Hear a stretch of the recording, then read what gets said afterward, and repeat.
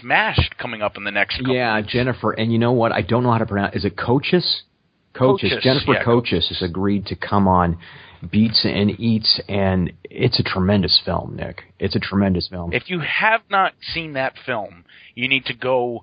I believe it's available on Amazon Prime, and rent it, because it was a tremendous film. Very kind of artsy type. Independent film. I think it was kind of but Nick, that doesn't bother me. I'm a huge fan of independent cinema. In fact, I think mainstream movies are, although the Hanks movie I hear is terrific and there's been some good stuff come out, independent film is where it's at. I just don't like all of the big screen films anymore. We get nothing but explosions. We get nothing but animations. And the great thing about independent film is we can explore everything.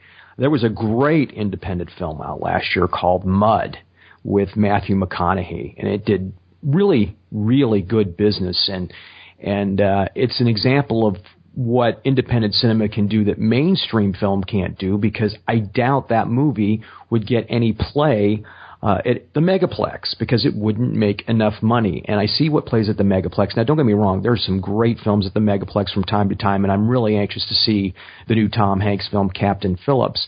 But a movie like Smashed would not get played there, and it's unfortunate because it should find a bigger audience. Yeah, I didn't see Mud. With Matthew McConaughey? Check it out. I've seen the DVD in Redbox and whatnot. I've just passed over it. What's it about? Matthew McConaughey is kind of on the run, and he kind of like escapes into the woods, like a swampy area, and he's kind of hiding out. And these two kids stumble upon him, okay? And these two kids help him, or try to help him escape, like work on his boat. And it's about their relationship. Almost very Stand By Me-ish, if you remember the movie Stand By Me. I love Stand By Me. The relationship between the two kids reminds me of the relationship between the kids in Stand By Me. But check it out. I didn't want to do a movie review on it right now, but definitely worth checking out and seeing on DVD or on Netflix if it's there. I highly recommend it. It made like $20 million. It's one of the highest grossing independent films of all time. First I'd heard of it was Michael Pere was talking about it. Yeah, he was. Who else is in that? Reese Witherspoon is in it. She's great. She's his love interest in the movie. He's absolutely in love with this girl who's going to screw him over. So I highly recommend it. You won't regret it. And I usually don't try to make heavy-handed movie recommendations like, I guarantee you'll like it. But this one, I know you. I think you will. I know you will. I might watch it today. Hey, listen, Pere liked it. What more do you want? Yeah, you're right. Pere want. Yeah, I got the biggest kick, speaking of Michael Pere, when we were on iTunes, and I was reading through some of the reviews, and somebody left me a message or us a message that they remembered seeing Michael Pere. They remembered where they were when Eddie and the Cruisers came out. Mm-hmm. And that's exactly, Nick, that's exactly the reaction I want from people when they listen to the show. Mm-hmm. Yeah, oh yeah. I mean, no doubt about it. I remember where I was. And so, in my living room watching HBO. Right. So while I want the show to be kind of retro, I want us to look ahead too, but it is kind of all about reminiscing and thinking of good times and just being in the now and having a good time by doing that. And I think it's really cool when people tell me that, oh yeah, Ty, I remember when I was, in high school and I was, watching Eddie and the Cruisers. And then of course I respond, well, I remember being at Eddie and the Cruisers. I don't remember watching it. That would come later. Yeah. So I don't want to skip subjects here, but Tom Hanks, who was it that said that he was kind of a jerk to work with? Was it Ava? Was it? Yeah. Because I think it was Ava, because Ava was, and this isn't on my best list, which we're going to get to, best Tom Hanks films list that I want to get to a little bit later.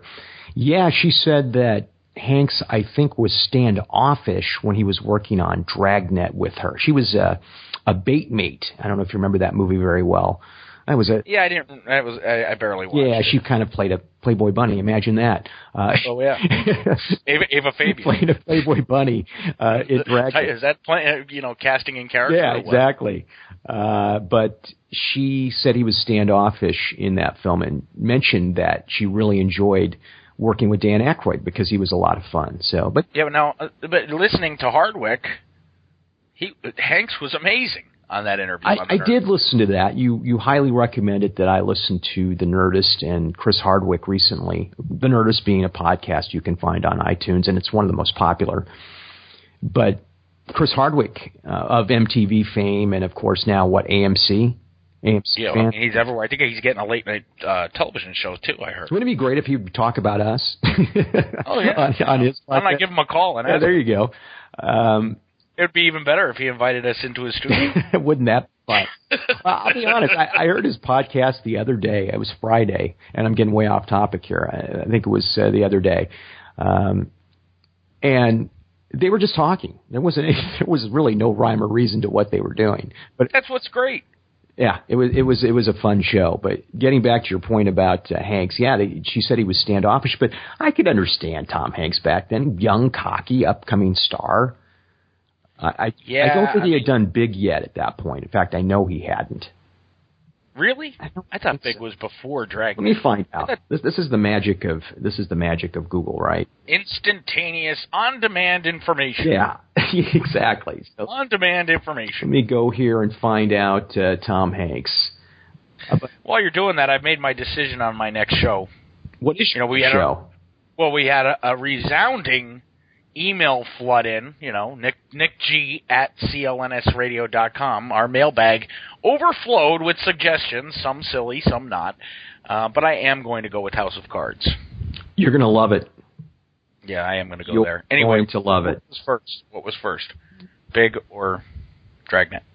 Dragnet was in 1987. Big, 1988. So Big actually came after Dragnet. Big came after Dragnet. You were right. Big was just such a good movie. The scene. I still watch it. Well, the scene where he and Robert Loggia, who I would love to have on Beats and Eats. What I wouldn't give to have Robert Loggia. Which one's Robert Loggia? I don't know. The older gentleman. Oh, yes. Yeah, he was in Frasier. Yeah. Wasn't he? Was he in Frasier? That's a show. No, he was in Scarface. Yeah, he's the guy that Pacino machine guns down. He was the boss. Which one? He machine gunned everybody. Yeah. He laid in a pile of coke Which one? and fucking machine gunned everybody. You can go back and watch Scarface and really get a nice chuckle. That could be a drinking game all to itself. Take a drink every time somebody gets murdered. Yeah, or snorts a line. Yeah, snorts a line. And Pacino's, you get drunk in a hurry in that film, watching that film. So Loggia, I can't really bust your ass on because he would be a tremendous guest and a great get. And he'd probably come into the lounge and talk with us. I think he's like 85, 90 now. So, but he's on Twitter. He's on Twitter. Robert Loggia's on Twitter. Comes to PFA. Loggia's going to PFA Ty. Yeah. Nice. But he was on. He was also. I was just watching Independence Day the other night. Yes, he was in that. Loggia was in Independence Day, and his body of work is quite lengthy. But Big came out in '88. Dragnet in '87, and believe it or not, go ahead. I saw Big in the movies with my father. After Big, everybody knew how to do chopsticks.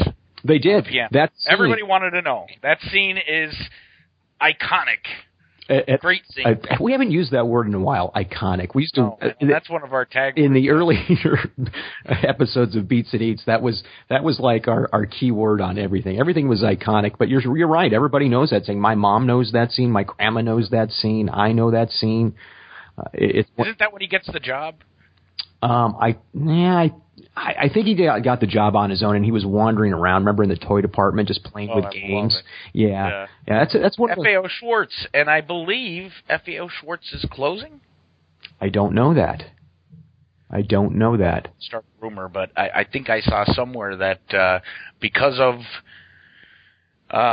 internet sales overcoming retail sales, walk in, touch, feel, what a concept. Touch, feel before you buy, that the demand, maybe they're downsizing the store. I don't know. That could be. And, stores like that are having a harder time, especially with the big boxes. Don't get me going on big boxes. I'll save that for another time. Big box retail. What is big box retail? Like Walmart, Kmart, I thought you were Target. Porn for a minute. My mind isn't always there, Oh, I see what you're saying. So you call that big box retail, Target, Kmart. Although Kmart's got its own issues, but Walmart, of course, is the 800-pound gorilla in the room. Yep. So, what room can fit an 800-pound gorilla? Where did that expression come from? I don't know, but you use it all the time. In the Celtics postgame shows, you use it all the time. I don't know, but it's an expression. We had this.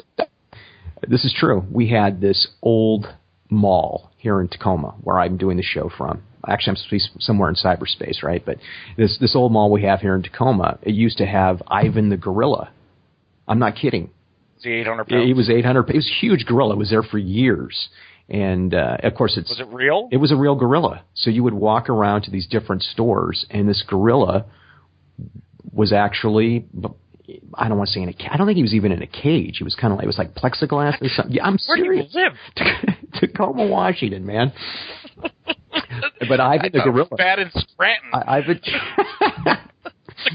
They have gorillas in stores roaming around giving you shopping tips. He wasn't friggin' roaming around. I mean, he was. What was he doing? He was just there. You could look at him and watch him, and it was. Touch him, feel him. I wouldn't go. Pet him. Come see the gorilla. Was that like supposed to bring people in the store? It was a novelty, man. It was a novelty. This is I guess I'd go see the gorilla. I would go see. Was it what kind? Was it an orangutan? What was it? No, I don't think it was an orangutan. It was just. I wish I. Oh my, Diane Fossey, Gorillas in the Midst. I'm not an expert on apes. It seems like you spent a lot of time, and you're always talking about 800-pound gorillas. I was a kid. You're talking about. Where did you grow up? I grew up in Tacoma, Washington. So, anyway, can I finish my friggin' story here? No, because I just don't understand who would go in this store because of the gorilla. What did they sell there? It was a circus theme. The mall was a circus theme. So you'd go in and there was like an arcade. Just walking around on fours. He wasn't walking around. He was banging his chest if he bought something. King Kong was in Tacoma, Washington. Man. It was a bit. B&I was the store, the mall, and did they get like sued by animal rights? It was a different time, man. It was like 1960s, 1970s, completely different time. So no, they didn't. It was a real big deal. So look it up. We get done with the podcast. Ivan the Gorilla, and how the hell the Pizza Needs group, will you? How the hell we got started on Ivan the Gorilla? Oh, because you started mentioning 800-pound gorillas in reference to Walmart, I think. Oh, and how did I get started? Oh, because you were mentioning the store in FAO Schwartz, right? And that was in Big, right? Correct. My God, how did we do? It's like 7 degrees of separation here, man. Trying. What? You remember you ever played that game? The 7 Degrees of Kevin Bacon. Oh, what was that movie he was in? Stir of Echoes. That was a very scary movie. That was. He had like there was like he was like a cop or something in that. There was like a murder. Yeah, and he was crazy and started digging in the basement. Yeah, great movie. I think they even did a sequel to that too. But anyway, you've never played the game like 7 Degrees of Separation? I don't even know what the fuck it is. Where all right, Kevin. So give me an actor. Throw out an actor's name right now. William Shatner. So then I would take William Shatner, and in seven links I could get him to Kevin Bacon. Try. Oh my God, Kevin Bacon. Okay, William Shatner was in. Yeah, he wasn't a big time screen actor though. That's the problem. William Shatner was. What the hell big movie was William Shatner in Star Trek? The original Star Trek. Nice. What is it? 60 Minutes. You're going nowhere, man. You're going nowhere with this. You weren't very good at 7 degrees of separation. Shatner of all. All right, I got you one. Okay, give me one. Oh, go ahead. All right. Here, I'll give you two. Like the one that you have to start with and the one you have to relate to. Okay. Bryan Cranston. Oh, good. Yeah. Relate to in 7. Pam Dauber. Okay, Bryan Cranston was in Rock of Ages with, let me think here. I'm trying. No one's going to watch it. You know what? Right now, everybody's hitting. No, they're not. They're not. Right. Everybody's doing because we used to play this game all the time.